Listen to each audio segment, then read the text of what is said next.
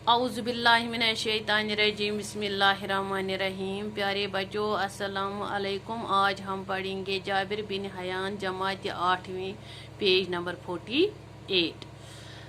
Jabir bin Hayyan आज से कोई सैकड़ों साल पहले 818 ईस्वी के आसपास कोफे में एक अतार रहा करता था। इस अतार का नाम हयान था। अतारी से मुश्किल से उसकी गुजर बसर होती थी। उसके यहाँ एक बेटा हुआ जिसका नाम जाबिर रखा गया। हयान को फिक्र लाहक हुई कि अब क्या होगा, रोजी रोटी का मसला कैसे हल होगा। पैसा कमाने के लालच में वो छोटे बड़े जुराइम में मुलव्वस हो गया। जाबिर अभी नहायत ही कमसिन था कि बाप का साया सर से उड़ गया। अब जाबिर की तालीम व तरबियत का सारा बोझ उसके गरीब माँ पर आन पड़ा। माँ ने कमसिन जाबिर को कुफा के शहर बाहर गाँव में अपने रिश्तेदारों के हाथ भेज दिया। इस तरह जाबिर को बचपन के ये दिन देहात की आज़ाद फिजा में गुजारने का मौका मिला। गाँव में इससे मामूली तालीम मैसर हुई, अलबत्ता तलाश जुस्तजू का मादा इसमें कोट कोट कर भर गया। कुछ साल गाँव में गुजारने के बाद जाबिर वापस कुफा आया। इन दिनों कुफा में उम्दा इल्मी माहौल था। जाबिर को मजीद तालीम हासिल करने का शौक पैदा हुआ। चनाचे इस मकसद से उसने मदरसे में दाखिला लिया और मरवजा तालीम हासिल की। अब जाबिर जवान था, इससे माँ की गुर्बत देखी न गई। चनाचे इस पर सोना बनाने की धुन सवार हो गई और उसने मुख्तलिफ किस्म की दवाओं की खासियतें मालूम करना शुरू की।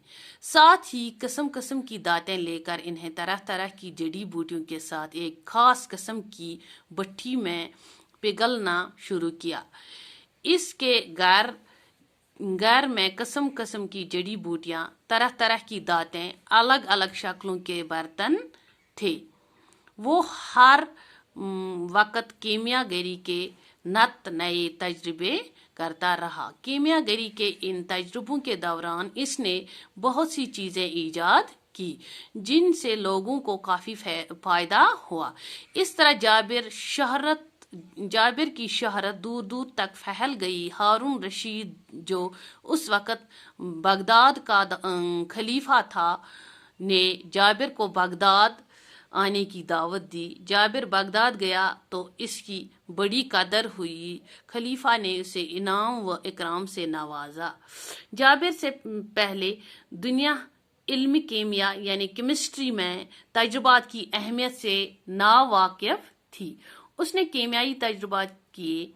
इन तजुर्बात के उसूल और कायदे मरतब किए।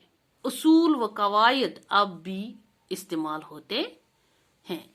प्यारे बच्चों, ये जो जाबिर बिन हयान, ये 818 ईस्वी के आसपास इराक के शहर कुफा में हयान नाम का एक शख्स रहता था। वो अतर बेचने का काम करता था। यानी अतार मीनस अतर बेचने वाला, और मुश्किल से अपना गुजारा करता था। इसके हाथ एक बेटा हुआ जिसका नाम जाबिर रखा गया।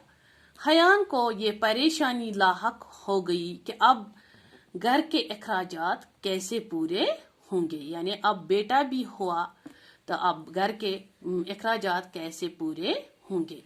वो पैसे के लिए छोटे बड़े जुर्म करने लगा। नतीजा ये निकला कि जाबिर अभी कमसिन ही था कि हयान को किसी जुर्म की सजा के तौर पर फांसी दी गई। जाबिर की माँ ने उसे कुफा से बाहर गाँव में अपने रिश्तेदारों के हान भेज दिया। वहां उसने मामूली सी इब्तिदाई तालीम हासिल की। यानी 5वीं तक इब्तिदाई तालीम जो होती है ये 5वीं तक होती है।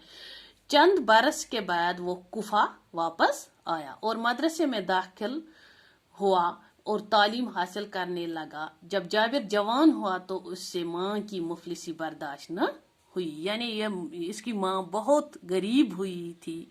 اب اس جابر کو اپنی ماں کی مفلسی برداشت نہ ہوئی اور وہ سونا بنانے کے بارے میں سوچنے لگا۔ اس غرض سے اس نے مختلف دواؤں کی خاصیت جاننے کی کوشش کی اور مختلف قسم کی دانتوں کو کئی قسم کی جڑی بوٹیوں کے ساتھ بٹھی میں، یہ جو بٹھی یتھ اس پیارے بچوں دان چھ یا چول چھ بٹھی میں پگلنے لگا۔ وہ ہر وقت نئے نئے تجربے کرنے لگا۔ کیمیا گری کے ان تجربات کے دوران اس نے بہت سی اہم اور فائدہ مند چیزیں ایجاد کی۔ کیمیا گری، یہ جو دوائی بنانے، اب دوائی بنانے کے کام میں لگا، اس نے اس دوائی بنانے کے کام میں بہت سے تجربات کیے۔ اس دوران یعنی بہت سے چیزیں ایجاد کی اور وہ مشہور ہو گیا۔ اس وقت عراق کے دوسرے شہر بغداد کا خلیفہ ہارون رشید تھا، یعنی بادشاہ، بغداد کا بادشاہ۔ اس عراق کے آس پاس ایک شہر بغداد تھا، اسی کا بادشاہ ہارون رشید تھا۔ ہارون رشید کا نام آپ نے سنا ہوگا پیارے بچوں، وہی وہ بادشاہ تھا۔ اس نے جابر کو بغداد بلایا اور اسے انعامات سے نوازا۔ جابر نے پہلی بار دنیا کو علم کیمیا یعنی کیمسٹری میں تجربات کی اہمیت سے واقف کرایا۔ اس وقت تک دنیا کو یہ پتہ نہیں تھا کہ معلوم نہیں تھا کہ کیمیائی یعنی کیمسٹری کے علم کا۔ اس علم سے کس نے دنیا کو واقف کرایا؟ جابر بن حیان نے۔